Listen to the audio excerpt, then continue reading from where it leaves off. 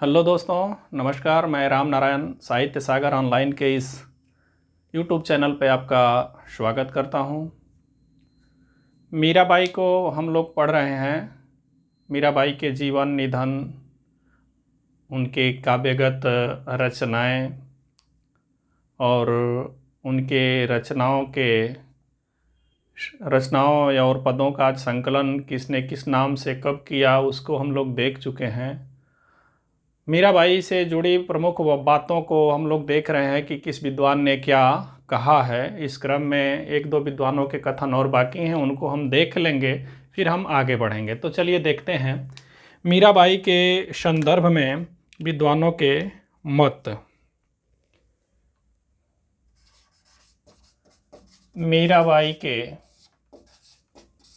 संदर्भ में आलोचकों के कथन। ये जो कथन है डॉक्टर नागेंद्र का है। मीरा का काव्य उनके हृदय से निकले हुए सहज प्रेमोच्छ्वास का साकार रूप है। मीरा का काव्य उनके, नंबर आप लोग डाल लीजिएगा।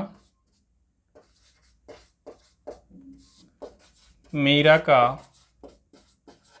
काव्य उनके हृदय से निकले हुए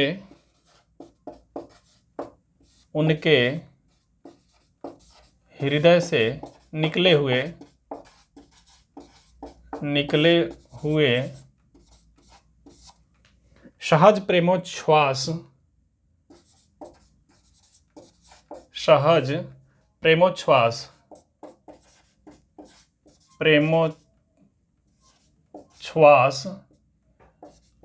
प्रेमोच्छ्वास का सहज रूप है। ये कथन है डॉक्टर नगेंद्र का। डॉक्टर नगेंद्र, ये कथन जो है ये डॉक्टर नगेंद्र का कथन है।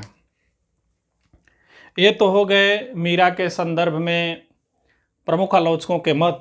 अब हम मीरा की भक्ति को हम देखेंगे। वो उनकी भक्ति क्या थी, कैसी थी। पूछ लिया जाता है कि मीरा की भक्ति थी कैसी थी। उसमें 4 ऑप्शन रहेंगे, आपको सेलेक्ट करना रहेगा। अभी हम देखेंगे मीराबाई की भक्ति।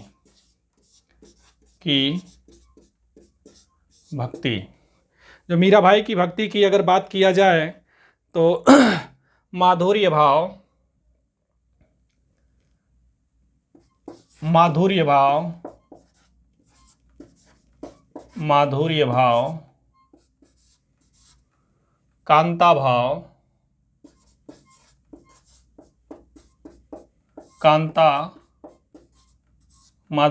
कांता भाव, दाम्पत्य भाव, यहीं पे लिख लेते हैं। तीसरा क्या है? दाम्पत्य भाव। कुल मिलाकर के तीनों एक ही हैं, थोड़ा सा है इनमें कांता भाव या दाम्पत्य भाव। ये मीरा, इन्होंने कृष्ण को अपना प्रियतम मान करके उनसे प्रेम कर बैठी। कुल मिलाकर उनकी भक्ति यही है, दाम्पत्य भाव की भक्ति है, जिसको कांता भाव भी बोल सकते हैं। आगे बढ़ते हैं। इनकी भक्ति के जो है 3 अंग हैं। कितने अंग हैं? 3 अंग हैं। इनकी भक्ति के 3 अंग हैं। भक्ति के 3 अंग हैं। कौन कौन? रूप वर्णन, विरह वर्णन, आत्मसमर्पण। पहला रूप वर्णन, दूसरा क्या है? विरह वर्णन, तीसरा क्या है? आत्मसमर्पण।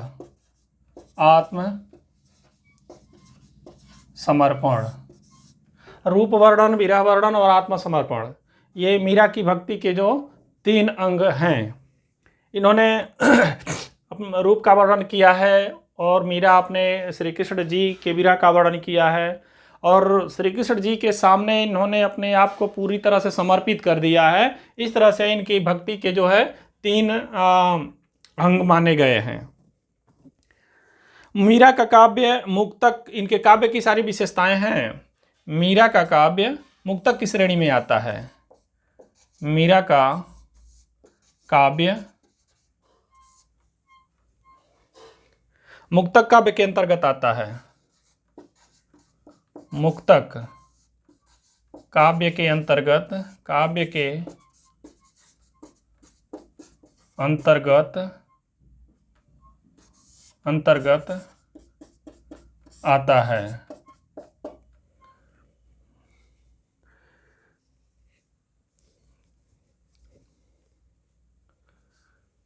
अगली विशेषता जो है,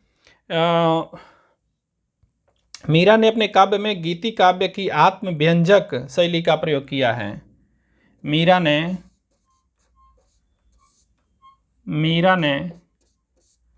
अपने काव्य में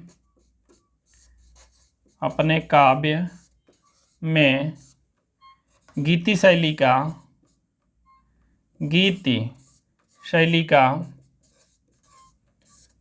का आत्म व्यंजक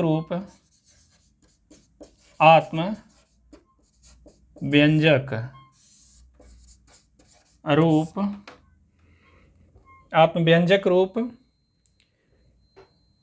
आत्मव्यंजक शैली, इति शैली का आत्मव्यंजक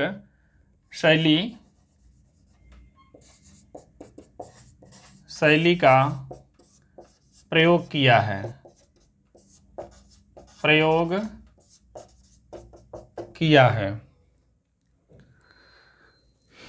प्रधान रस जो है वो क्या है? प्रधान रस वियोग श्रृंगार है। प्रधान रस वियोग श्रृंगार है। वियोग श्रृंगार है। और अगर पूछा जाए कि मीरा का जो संबंध है वो किस संप्रदाय से माना जाता है, तो मीरा का जो निकटतम संबंध है वो वैष्णव संप्रदाय से माना जाता है। तो इसको हम भी लिख सकते हैं, मीरा का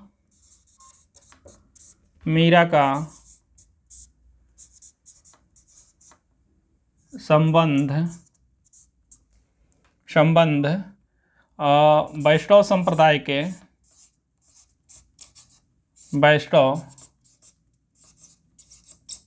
संप्रदाय के निकटतम माना जाता है। माना जाता है।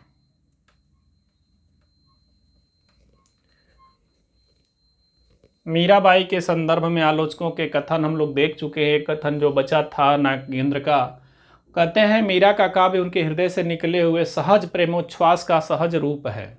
उनके हृदय से निकले हुए सहज प्रेमोच्छ्वास का सहज रूप है। मीरा की जो भक्ति है वो माधुर्य भाव की भक्ति है, कांता भाव की भक्ति है, दाम्पत्य भाव की भक्ति है। इनकी भक्ति के कितने अंग हैं? 3। रूप वर्णन, विरह वर्णन, आत्मसमर्पण। मीरा का काव्य मुक्तक काव्य के अंतर्गत आता है। मीरा ने अपने काव्य में गीति शैली का व्यंजक शैली का प्रयोग किया है। प्रधान रूप इनका क्या है? वियोग श्रृंगार है। मीरा का संबंध जो है वैष्णव संप्रदाय के निकटतम माना जाता है। इसका स्क्रीनशॉट लेते चलिए, फिर आगे बढ़ते हैं।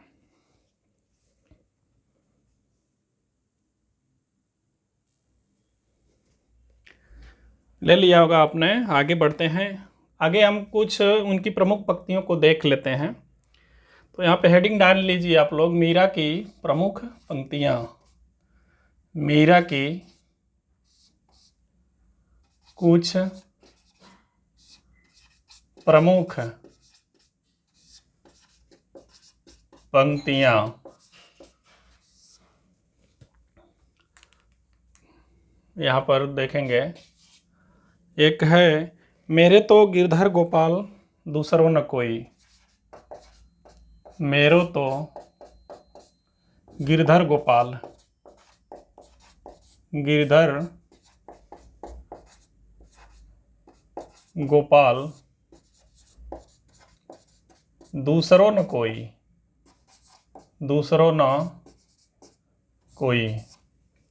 डैश डैश डैश है, आगे छोड़ दिया गया है। पंक्तियां देकर के पूछ ली जाती हैं, ये निम्नलिखित में से ये पंक्तियां किनकी हैं।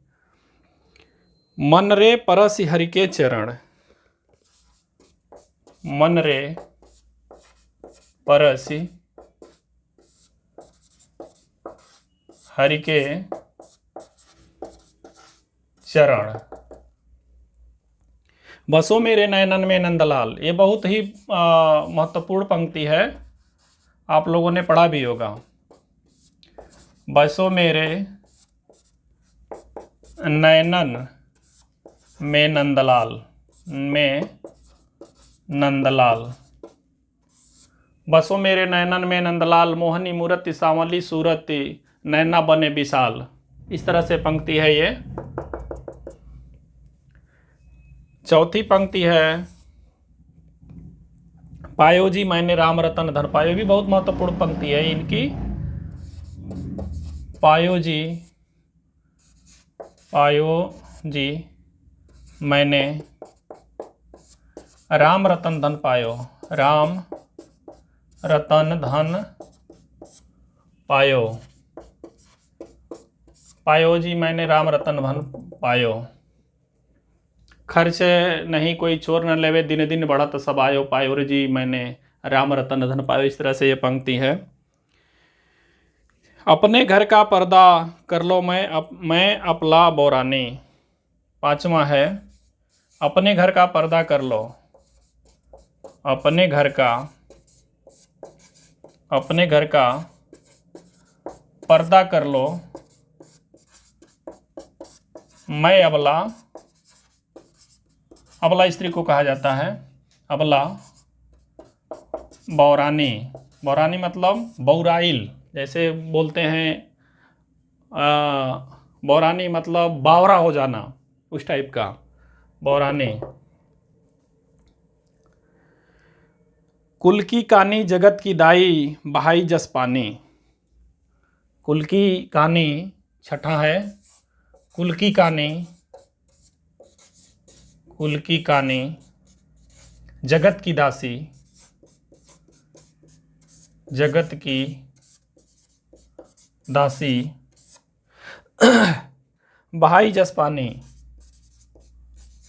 बहाई जस पानी। ये भी उनकी पंक्ति है।